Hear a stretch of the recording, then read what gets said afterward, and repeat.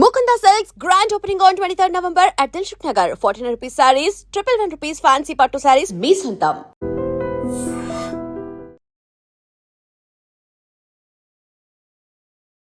Welcome to I dream. నేను ఉదయశ్రీ.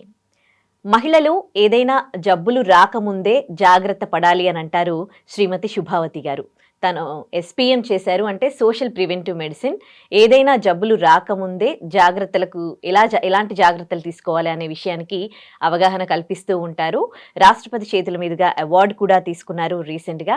మరి ఆవిడతో మాట్లాడి అసలు మహిళలకి టీనేజ్ నుంచి కూడా పీరియడ్స్ ఎలా ఉండాలి, ఎలా రావాలి, పీరియడ్స్ వచ్చినప్పుడు ఎట్లాంటి జాగ్రత్తలు తీసుకోవాలి అనే దానికి సంబంధించి మాట్లాడదాం.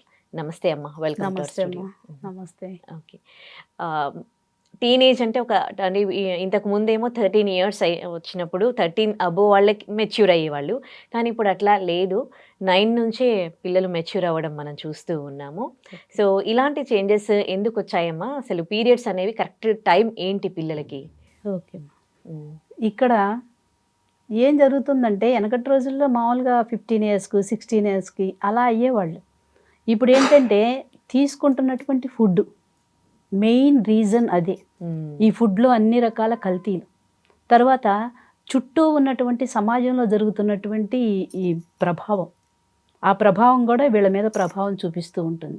Next one unhygiene. ఈ అన్హైజీన్ వల్ల కూడా సరైన శుభ్రతలు పాటించకపోవటం వల్ల కూడా ఆ ప్రభావం అంతా కూడా వీళ్ళ మీద పడుతూ ఉంటుంది. యాక్చువల్గా టీనేజ్ అన్నారు ఇందాక మీరు. ఎక్కడి నుంచి 13, 14, 15, 16, 17, 18 and 19, దట్ ఈజ్ టీనేజ్. ఆ ఏజ్లో అవుతారు ఈ పాప వాళ్ళు.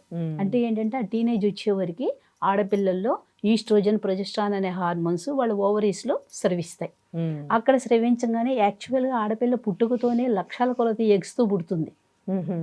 గర్భసంచికి ఇరువైపులా 2 అండాశయాలు ఉంటాయి. ఒక్కొక్క అండాశయము ఒక బాదంకాయ సైజులో ఉంటాయి.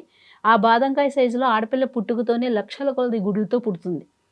కానీ ఆ పాపకి ఒక వయస్సు, ఒక యుక్త వయస్సు, మంచి పౌష్టికాహారం వల్ల కానీ, లేకపోతే వాళ్ళ హెరిడిటరీ పెద్దవాళ్ళ వంశపారంపరంగా ఏ టైంలో వాళ్ళు అయ్యారో ఆ టైంలో ఈ పాప మెచ్యూర్ అవటం కానీ. అంటే మెచ్యూర్ అవటం అంటే ఏంటంటే పుట్టుకతోనే ఆడపిల్లకి లక్షల కొలది గుడ్లతో పుట్టింది. ఇక్కడికి వచ్చేటప్పటికి ఒక ఎగ్ని రిలీజ్ చేస్తుంది. ఒక ఎగ్ రిలీజ్ చెయ్యంగానే ఆటోమేటిక్గా ఆ హార్మోన్స్ ఇంకా నేను ఎగ్ని రిలీజ్ చేశానే, ఇంకా నా పని అయిపోయిందని ప్రశాంతంగా కూర్చోదు. వెంటనే దాని ఇంకా వర్క్ ఏంటంటే ఆ హార్మోన్స్ బ్యాలెన్స్ వల్ల అవి ఏం చేస్తుందంటే ఎప్పుడైతే ఎగ్ రిలీజ్ చేసిందో దానికి తెలుసా ఈ పాపకు మ్యారేజ్ అయింది అవ్వలేదని తెలియదు కదా. వెంటనే దాని నెక్స్ట్ స్టెప్ ఏంటంటే మన యూట్రస్ గర్భసంచిలో లోపల మన బొడ్డు క్రింద భాగాన మన పిడికిలి ఎంతైతే ఉంటుందో అంత పరిమాణంలో మన గర్భసంచి ఉండి 50 గ్రాముల బరువును కలిగి ఉంటుంది. ఎప్పుడైతే ఈ అండం రిలీజ్ అయ్యిందో వెంటనే అది రెండో స్టెప్ ఏం చేస్తుందంటే మన గర్భసంచి 50 గ్రాముల బరువుతో ఉన్నటువంటి గర్భసంచిలో లోపల 5 మిల్లీమీటర్ల మందంతో స్పాంజ్ లాగా మంచి పోషక విలువలతో రక్త నాళికలతో ఒక పరుపుని ఏర్పరుస్తుంది. అంటే దీని ఉద్దేశం ఏంటి? నేను ఎగ్గును పంపించాను, అటు నుంచి శుక్రకణం వస్తుంది, ఓవలేషన్ జరుగుతుంది, ఇది వెళ్ళి ఆ పరుపు మీద అతుక్కోవాలి. ఆ పరుపు ఏంటంటే 9 నెలల వారం రోజుల వరకు ఈ బేబీకి లోపలికి ఆహారాన్ని, ఆక్సిజన్ని అందిస్తూ వస్తుంది. అందిస్తూ దాన్ని డెవలప్ చేస్తూ వస్తుంది ఆ పిండాన్ని. అప్పుడు ఎప్పుడైతే 9 నెలల వారం రోజులు అయిపోయిందో బేబీ బయటకు వచ్చినాక ఈ పరుపు నాకేం పని అని అప్పుడు వస్తుంది. That is placenta. ఓకేమ్మా, అలా ప్లజెంటాగా వచ్చేస్తుంది. ఇక్కడ ఆ పాప మెచ్యూర్ అయ్యింది. ఫస్ట్ పెళ్ళి కాలేదు, ఓవలేషన్ లేదు, శుక్రకణం లేదు, ఓవలేషన్ లేదు. కానీ ఈ రెండో స్టెప్ మాత్రం గర్భసంచిలో 5 మిల్లీమీటర్ల మందంతో స్పాంజ్ లాగా మంచి పోషక విలువలతో రక్తనాళికలతో పరుపు ఏర్పరుస్తుంది బిడ్డకు ఆహారాన్ని అందించే ఉద్దేశంతో. ఇక్కడ ఓవలేషన్ లేదు, కన్సెప్షన్ లేదు, ఏమీ లేదు. అలాంటప్పుడు ఈ పరుపు ఏం చేస్తుందంటే దానిని ఎండోమెట్రియం అంటాం. అది నెల నెల మనకి ఊడొస్తుంది, ఊడొచ్చేస్తుంది. అదే మెన్సెస్. ఓకే, అదే కనుక ఒకవేళ అక్కడ కన్సెప్షన్ జరిగిందనుకోండి, ఆ బేబీకి ఆహారాన్ని ఆక్సిజన్ అందించడానికి ఏర్పడిన పరుపు. ఆ బేబీ వచ్చేసినాక ప్లజంటా రూపేణ బయటకు వస్తుంది. ఎప్పుడైతే మనం ప్రెగ్నెన్సీ అయితే అప్పుడు మనకి నెల నెల మెన్సెస్ రాదు కదా, అక్కడే ఉండి దాని విధులు అది నిర్వర్తిస్తుంది, బేబీకి ఆహారాన్ని ఆక్సిజన్ అందిస్తుంది. ఇక్కడ బేబీ లేదు, కన్సెప్షన్ జరగలేదు, శుక్రకణం లేదు. అలాంటప్పుడు ఈ అండం విడుదలవటం, లోపల పరుపు ఏర్పడటం. ఆ పరుపు ఇంకా అయ్యో అది వీపింగ్ యూట్రస్ అంటారు, ఏడుస్తున్న గర్భసంచి. అయ్యో నేను సృష్టి జరుపుదామని లోపల పరుపు ఏర్పరచుకున్నాను, ఇక్కడ బేబీ లేదు కాబట్టి ఇంకా నాకు ఈ పరుపు ఎందుకు అని ఏడుస్తూ గర్భసంచి బయటకి ఆ పరుపుని బయటికి పంపిస్తుంది. వీపింగ్ యూట్రస్ అంటారు. సో అదే మనకు వచ్చిన మెన్సెస్ మా. ఓకే. ఇప్పుడు రెండు వైపులా 2 అండాశయాలు ఉన్నాయి, 2 అండాశయాల్లో లక్షల కొలది గుడ్లు ఉన్నాయి. ఒక నెలలో ఒక వైపు నుంచి అండం విడుదలవుతుంది, మరొక నెలలో మరొక వైపు నుంచి అండం విడుదలవుతుంది. అది ఒక క్రమశిక్షణ. సో అలా విడుదలైన ఒక్క ఎగ్ మాత్రమే రిలీజ్ అవుతుంది. మీకు ఇక్కడ డౌట్స్ కూడా రావచ్చు, ట్విన్స్ పుడతారు కదమ్మా అని. అవును. ఇప్పుడు నేను ఎంతో క్రమశిక్షణగా ఒకవైపు నుంచి ఒక నెలలో మరొక వైపు నుంచి మరొక నెలలో అన్నాను.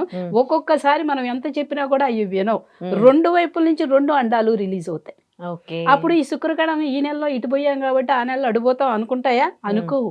ఒక్కసారి భార్య భర్తలు కలిసినప్పుడు మిలియన్ల కొద్ది శుక్రకణాలు లోపలికి వెళ్ళిపోతాయి. వెళ్ళిపోయినప్పుడు అది అటు వెళ్తే ఇటు వెళ్తే ఒక డూయిట్ వేసుకుంటే 2 వైపుల నుంచి 2 పిండాలను తీసుకొస్తే ఇద్దరు ట్విన్స్ పుట్టడానికి ఒక రీజన్. ఓకే. రెండో రీజన్ ఏంటంటే మీకు ఐడియా ఉండుంటుంది, మనకి దశరథ మహారాజు ఏం చేశాడు? పుత్రకామేష్టి యాగం చేశారు పిల్లలు లేకపోతే. అక్కడి నుంచి వచ్చిన ఫలాన్ని అక్కడ ఉన్నటువంటి 2 భార్యలకు చెరొక భాగం పంచారు. వీళ్ళిద్దరు ఏం చేశారంటే వాళ్ళు గుట్టుకుని మింగకుండా ఇంకొక భాగాన్ని ఇంకో తల్లికి ఇచ్చారు. ఆవిడకి 2 పుట్టారు. సో ఇక్కడ ఎప్పుడైతే అన్నం విడుదలయ్యింది, ఇక్కడి నుంచి శుక్రకణం పోయింది, ఓవలేషన్ జరిగి అది వచ్చి గర్భసంచి గోడల్లో పడేటప్పటికే ఆ ట్యూబ్లో, ఫాలోపియన్ ట్యూబ్లో అది ఫలదీకరణం చెందుతుంది. అక్కడే జరిగి సెల్ డివిజన్ జరుగుతుంది, 2 పార్టులుగా విడిపోతుంది. ఒక పార్ట్ వచ్చి లోపల పడాల్సింది ఇప్పుడు 2 పార్టులుగా వచ్చి 2 భాగాలుగా పడితే అక్కడ ట్విన్స్ గా తయారవడానికి ఇంకొక రీజన్ ఉంది. అది 3గా ఇదైతే సెల్ డివిజన్ జరిగితే, లేకపోతే 4గా సెల్ డివిజన్ జరిగితే ఆ సెల్స్ అన్ని వచ్చి లోపలికి పడటం వల్ల ఆ ఎంబ్రియోస్ అక్కడ అంతమంది పిల్లలు పుట్టడానికి అవకాశం ఉంటుంది. ఓకే. సో ఇలా వచ్చినప్పుడు మెన్సెస్ అనేది అక్కడ ఇది కనుక లేకపోయినట్టయితే వాళ్ళకి ఫలదీకరణం కన్సెప్షన్ లేకపోయినట్లయితే ఈ విధంగా మెన్సెస్ రావడానికి అవకాశం ఉంటుంది. ఓకే. సో మెన్సెస్ అనేవి ఎన్ని డేస్ కావాలి? ఇప్పుడు కొంతమందికి 2 డేస్, కొంతమందికి 3 డేస్, ఒక్కొక్క ఏజ్లో. ఇప్పుడు 40-30 దాటిన వాళ్ళకి అయితే ఇంకా వాళ్ళకి 2 డేస్ 3 డేస్, మళ్ళీ గ్యాప్స్, ఇవేమంటారు క్లాటింగ్స్, ఇలాంటివి జరుగుతూ ఉంటాయి. అసలు మెన్సెస్ అనేవి మెచ్యూర్ అయినప్పటి నుంచి ఎన్ని డేస్ రావాలమ్మా? ఇది మంచి ప్రశ్న అడిగారు నాన్న. ఇక్కడ ఏంటంటే క్రొత్తగా మెచ్యూర్ అయిన పాపలకి, లాస్ట్ మెనోపాజ్ అవుతున్న వాళ్ళకి ఇర్రెగ్యులర్ మెన్సెస్ వస్తాయి. ఎందుకు వస్తాయంటే క్రొత్తగా మెచ్యూర్ అయిన పాపలు హార్మోన్స్ అప్పుడే బాడీలో ఎంటర్ అయినాయి, ఓవరీస్లో ఎంటర్ అయినాయి. అవి ఆ అమ్మాయి యొక్క శరీర తత్వానికి అడ్జస్ట్ కావాలంటే కొంత టైం తీసుకుంటుంది. ఇప్పుడు మనం ఎక్కడైనా కొత్త ప్రదేశానికి వెళ్ళాలంటే మీ డ్రీమ్కి రావాలంటే మేము వెతుక్కుంటూ వచ్చాం, సెకండ్ టైం రావాలంటే ఈజీగా వచ్చేస్తాం. ఇక్కడ మన హార్మోన్స్ కూడా బాడీలో ఎంటర్ అయినాయి, ఆ అమ్మాయి శరీర తత్వానికి అలవాటు పడాలంటే కొంత టైం తీసుకొని అవి ముందు కొంతమంది రెండోది 15 రోజులకే అవుతారు, కొంతమందికి 6 నెలల వరకు అడ్రస్ ఉండదు. అవును. సో అలా హార్మోన్స్ అప్ అండ్ డౌన్లో రావటం వల్ల అలా ఇర్రెగ్యులర్గా వాళ్ళకి మెన్సెస్ రావడానికి ఒక కారణం ఉంది నాన్న. రెండో కారణం కొత్తగా మెచ్యూర్ అయిన పాపల్లో వాళ్ళు ఎక్కడున్నారు, వాళ్ళ మనసు అంతా ఎక్కడుంది, స్టడీ మీద ఉంది. క్వార్టర్లీని, హాఫ్ ఇయర్లీని, ఫైనల్ ఎగ్జామ్స్ అని, స్టడీ అని, పరుగులు లైఫ్, పిల్లలు, ఆ టెన్షన్. మనకి గ్లాండ్స్ అన్నిటికన్నా కూడా పిట్యూటరీ గ్లాండ్ ఉంటుంది ఇక్కడ, రాజు. ఇక్కడ వాళ్ళు పడుతున్నటువంటి టెన్షన్ అంతా కూడా ఇక్కడ డిస్టర్బ్ అవుతుంది. ఇదేం చేస్తుందంటే ఈ భారాన్నంతా నేను మొయ్యాలా అని ఇక్కడ మనకు ప్రతి ఒక్కరికి థైరాయిడ్ ఉంటుంది, ఈ భారాన్ని కొంత ఇక్కడికి దించుతాయి.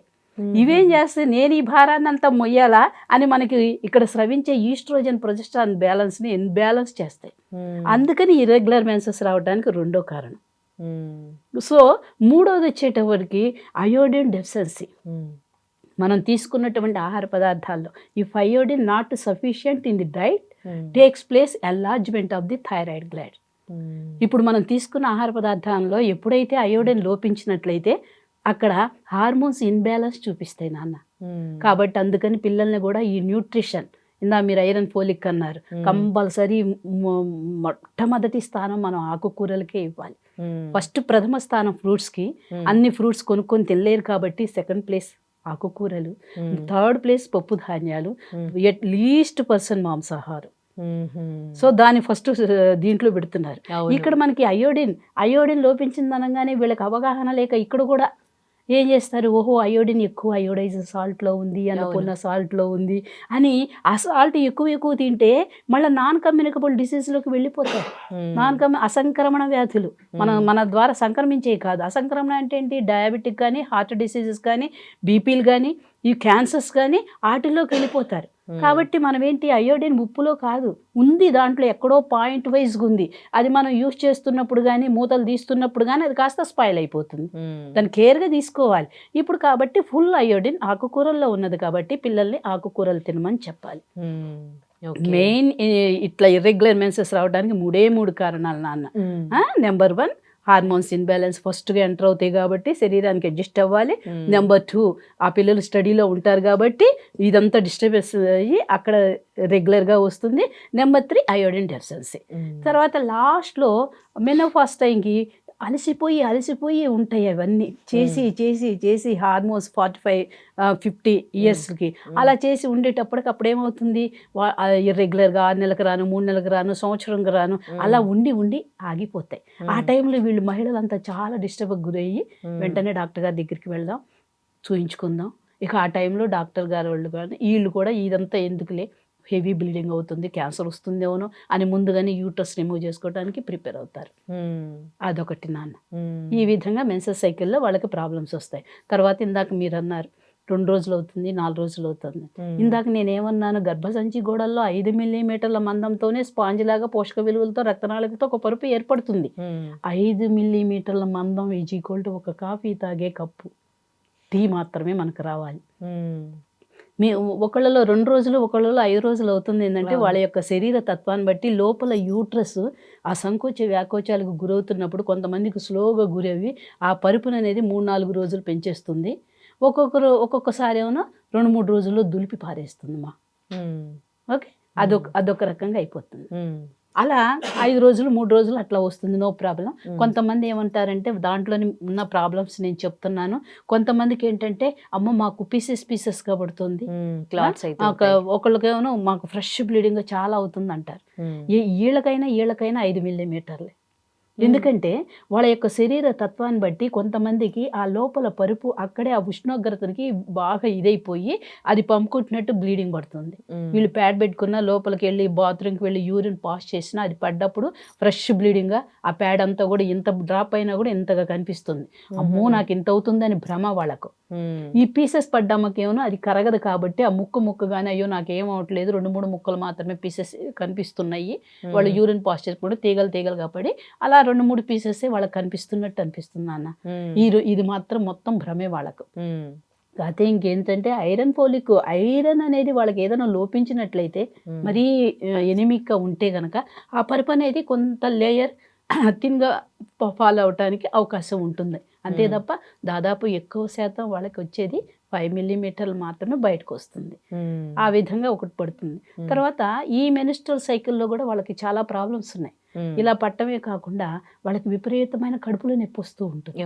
వస్తున్నప్పుడు వాళ్ళు ఏం చేస్తారంటే ఒక నెలలో కడుపులో నొప్పి మరొక నెలలో రాదు. ఈ పిల్లలు కానీ పెద్దవాళ్ళు కానీ అమ్మో పోయిన నెలలో వచ్చింది కాబట్టి ఈ నెలలో ముందుగానే జాగ్రత్తగా స్పాస్మెండానో బెరాల్గానో అవి ఇప్పుడు ప్రభుత్వం బ్యాన్ చేసింది, అవి వేసుకొని రెడీగా పెట్టుకుంటారు. అది కరెక్ట్ కాదు నాన్న. అవి వేసుకుంటే భవిష్యత్తులో శాశ్వతంగా సంతానానికి దూరం అవ్వాల్సిన టైం వస్తుంది. అలాంటివి వాడకూడదు. ఆ పాప కడుపులో నొప్పి వస్తే కింద పడి దొల్లి ఏడు. ఒక నెలలో ఉన్న నొప్పి మరొక నెలలో ఉండదు. తర్వాత ఏంటంటే ఇక్కడ కడుపులో నొప్పి ఎందుకు వస్తుంది, అక్కడ మన యూట్రస్ సక్రమంగా వర్క్ చేస్తుంది. ఆ పరుపును బయటకు పంపించాలంటే అది సంకోచ వ్యాకోచాలకు లోనవుతూ పరుపును దులుపుతుంది. మీ యొక్క శరీర తత్వాన్ని బట్టి మీకు కడుపులో నొప్పి రాదు, నా యొక్క శరీర తత్వాన్ని బట్టి నాకు కడుపులో నొప్పి వస్తుంది. అదొక రీజన్. తర్వాత ఇందాక నడుముల నొప్పులు విపరీతంగా వస్తాయి ఆ టైంలో. ఎందుకు వస్తే పెద్దవాళ్ళు కూడా 4 రోజులు వాళ్ళకి పిల్లలకు బాక్సులు పెట్టకుండా, ఆఫీసులకు భర్తలకి బాక్సులు పెట్టకుండా అలా పడుకొని మునగడ తీసుకొని ఉంటారు. ఎందుకు వస్తున్నాయి అంటే ఏంటంటే మన యొక్క యూట్రస్ బొడ్డు క్రింద భాగాన ఉండి మన వెన్నుపూసకు చుట్టివేయబడి ఉంటుంది. ఆ నర్వస్ సిస్టమ్ మొత్తం అక్కడి నుంచి కాళ్ళ వరకు చుట్టివేయబడి ఉంటుంది. ఒక బిడ్డకు జన్మనిచ్చిన తల్లులకైతే ఇది అర్థమవుతుంది. ఎందుకంటే నాన్న ఇప్పుడు వాళ్ళకి పెయిన్స్ వచ్చినప్పుడు ఇలా పట్టుకొని ఏడవరు, ఇలా పట్టుకొని ఏడుస్తారు. అవును, ఎందుకని బేబీ ఇక్కడ కదా ఉంది, ఇక్కడ కదా పట్టుకొని మనం ఏడవలసింది. ఇక్కడ ఎందుకు పట్టుకుంటున్నారంటే మన యూట్రస్ నర్వస్ సిస్టమ్ మొత్తం మన వెన్నుపూసకు చుట్టివేయబడి ఉంది కాబట్టి ఆ ప్రెజర్ అంతా కూడా వెన్నుపూస మీద పడుతుంది.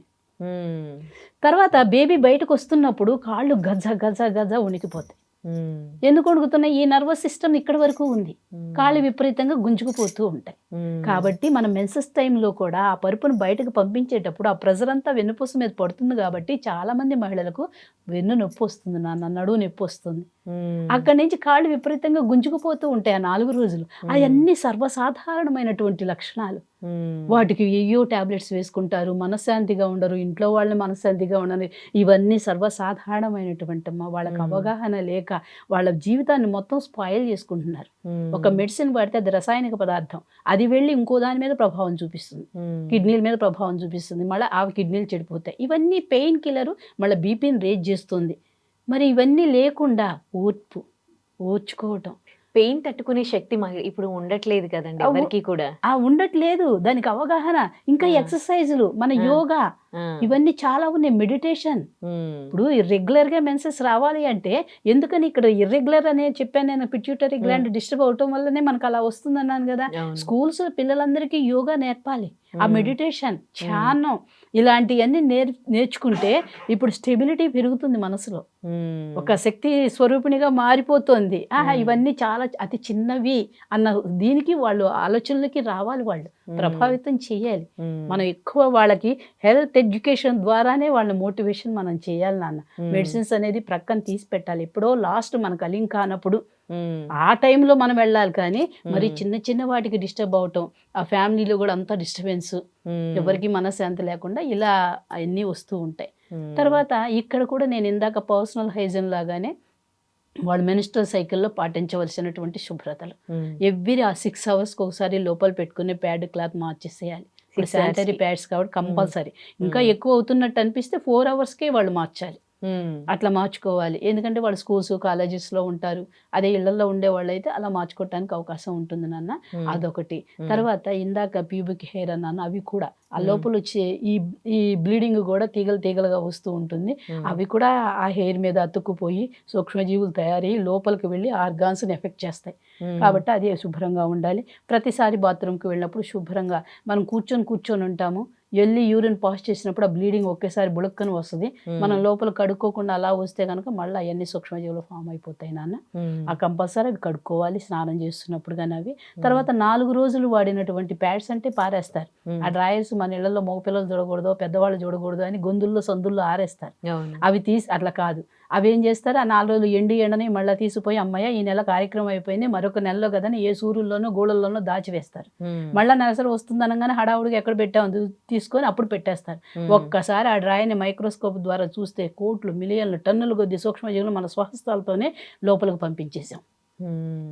కాబట్టి ఆ డ్రాయర్ని అందరికీ తెలిసిన సైన్సే నాన్న ఇది. మగబిడ్డ లేని ఆడపిల్లలు లేరు, ఆడపిల్లలు లేని మగబిడ్డ లేరు. అది ఎండలో ఆరవేయాలి శుభ్రంగా. నువ్వు ఉతికినా ఉతకపోయినా ఎండ వేడికి, సూర్యరశ్మి వేడికి సూక్ష్మజీవులన్నీ చనిపోతాయి. అప్పుడు బాగా ఎండిన దాన్ని తీసుకెళ్ళి ఒక కవర్లో పెట్టేసి లోపల భద్రపరుచుకొని మళ్ళీ నెలసరి వస్తుందనగా ప్యాడ్స్ అంటే పారేస్తాం, క్లాస్ అంటే పారేస్తాం, డ్రాయర్ని ప్రతిసారి పారేయలేం కదా. అప్పుడు మళ్ళీ ఇంకోసారి వాష్ చేసుకొని అప్పుడు రెడీగా పెట్టుకొని అప్పుడు లోపల పెట్టుకోమని వాళ్ళ పిల్లలకి చెప్పాలి. ఈ అతి స్వల్పమైన శుభ్రతలు నాన్న, అవగాహన లేక ఇలా చెయ్యలేక ఈ ఇన్ఫెక్షన్ ఇప్పుడు కనుక మనం ఇలా చెయ్యకపోతే ఇన్ఫెక్షన్ అంతా లోపలికి వెళ్ళి యూట్రస్ని దెబ్బతీస్తాయి, యూట్రస్ క్యాన్సర్ వస్తాయి, సర్విక్స్ క్యాన్సర్ వస్తాయి, అబార్షన్స్ అయిపోతాయి చాలా మందికి. డాక్టర్ గారు వాళ్ళు చెప్తారు, బేబీ 7th మంత్ వచ్చినా కూడా జారిపోతుంటే అక్కడ ఏంటంటే సర్విక్స్ లూజ్ అయిపోతుంది, ఒక చిన్న రంధ్రం ఉంటుంది. ఏంటి మన మగవాడి వీర్యం లోపలికి వెళ్ళటానికి, ఆడవాళ్ళ యొక్క స్రావాలు బయటకు రావడానికి చిన్న రంధ్రం కలిగి ఉంటుంది సర్విక్స్. ఈ సూక్ష్మజీవులన్నీ వెళ్ళి అయిపోయింది దాన్ని పెద్దది చేస్తాయి. అప్పుడు లోపల బేబీ నిలవకుండా బయటకు వచ్చేస్తుంది. అప్పుడు డాక్టర్స్ ఏమంటారు 7th మంత్ అప్పుడు, అమ్మ నీకు సర్విక్స్ లూజ్ అయిపోయింది, నీకు బెడ్ రెస్ట్ అవసరం, మేము సూచెస్ వేస్తాం, ఆ బేబీ బయటకు వచ్చినాక మళ్ళీ సూచెస్ రిమూవ్ చేస్తాం అంటారు. ఇవన్నీ అనర్థానికి కారణం ఇవేనమ్మా. మరి అదొకటి. లోపలికి వెళ్ళి ఈ సూక్ష్మజీవులన్నీ ఆ ట్యూబ్స్ సన్న పురుకొసల్లాగా ఉంటాయి మనకు, ఫాలోపియన్ ట్యూబ్స్. వాటిని ఏం చేస్తుంది, అదొక కెనాల్. అంటే ఏంటంటే అండాశయం నుంచి అండం విడుదలవటానికి, శుక్రకణం వెళ్ళి ఓవలేషన్ జరగటానికి ఆ అండవాహిక వాహనం మోసుకొచ్చి గర్భసంచి గోడల్లో పడేసేది, దట్ ఈస్ ఫాలోపియన్ ట్యూబ్. ఇవేం చేస్తాయి, సూక్ష్మజీవులు ఆ సన్నటి పురుకొస లాంటి ఆ ద్వారాన్ని మూసివేస్తాయి. అప్పుడు ఇటు నుంచి అండము రాలేదు, ఇటు నుంచి శుక్రగణం లేదు, ఓవలేషన్ జరగదు, శాశ్వతంగా ట్యూబ్స్ బ్లాక్ అయినాయమ్మా, నీకు పిల్లలు పుట్టరు. ఈ శుభ్రతలు పాటించకపోవటం వల్లేనమ్మా. తర్వాత బాదంకాయ సైజులో ఓవరీస్ ఉంటాయి అన్నాను. ఈ సూక్ష్మజీవులన్నీ లోపలికి వెళ్ళి ఆ చెడు నీటి తిత్తిని ఫామ్ చేసి ఒబేరియన్ సిస్ట్ చుట్టూ గుమ్మడికాయ సైజ్ చేస్తాయి. వాటిని తీసివేయాల్సి వస్తుంది. అప్పుడు ఇన్ని రకాల అనర్థానికి కారణం కేవలం అవగాహన లేకమ్మా. మరి ఈ చిన్న శుభ్రతలే వైట్ డిశ్చార్జ్ అప్పుడు మన మెన్స్ట్రల్ సైకిల్ పాటించవలసిన పరిశుభ్రతలు పాటించక ఎంత స్వల్పం నాన్న. ఎందుకంటే చాలా చెప్పుకోవడానికి చాలా ఉంది, కానీ అవి కనుక అవగాహన లేదు వీళ్ళకి. అంత నాగరికత పెరిగిపోయింది, అంత మన ఏదో ఎక్కడో ఉందని ఎతకటంలోనే సరిపోతుంది, కానీ మనల్ని మనం ఇచ్చేసుకోవటంలో తెలియటం లేదు. కాబట్టి ఆ విధంగా వాళ్ళు ఇచ్చేసుకోవాలి. అవగాహన కల్పించుకొని కొంచెం శుభ్రత పాటిస్తే అసలు యూట్రస్ కి సంబంధించి, ఓవరీస్ కి సంబంధించి ఎటువంటి ప్రాబ్లమ్స్ రావన్నమాట. Okay, right. ఇప్పుడు హెల్త్ ఇష్యూస్ వస్తూ ఉన్నాయి మహిళలకి.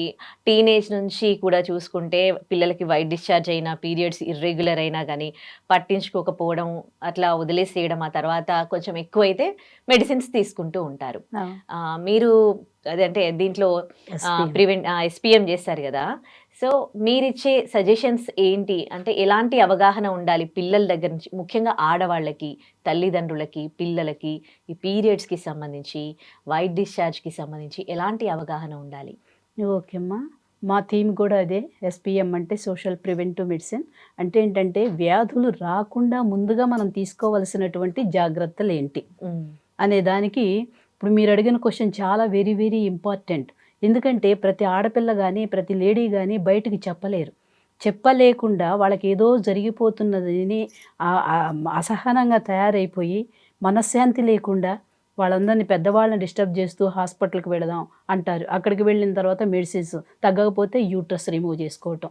కానీ అంత దాకా వెళ్ళవలసిన అవసరం లేదమ్మా.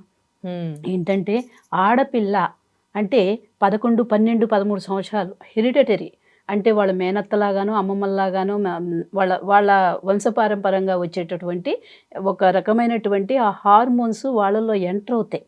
అంటే మెచ్యూర్ అవటం స్టార్ట్ అవుతుంది. అలా స్టార్ట్ అయినప్పుడు హార్మోన్స్, ఈస్ట్రోజన్, ప్రొజెస్ట్రాన్ అనే హార్మోన్స్ మనకు దేవుడిచ్చిన వరం. దానివల్ల ఏమవుతుందంటే పాప మెచ్యూర్ అవుతుందని స్టార్ట్ అవ్వబోయే ముందు దగ్గర నుంచి కొంతమందిలో, అయ్యన్ దగ్గర నుంచి కొంతమందిలో, అప్పటి నుంచి వాళ్ళకి మెనోపాజ్ అంటే 45, 50 సంవత్సరాల వయసు వచ్చేంతవరకు కూడా వైట్ డిశ్చార్జ్ కంటిన్యూగా అవుతూ ఉండాలి, అవ్వాలి. అది చాలా చాలా మంచిదమ్మా, చాలా మంచిది. ఆ హార్మోన్స్ వల్ల, ఆ వైట్ డిశ్చార్జ్ వల్ల వాళ్ళకి 3 రకాల మెయిన్ లాభాలు ఉన్నాయి.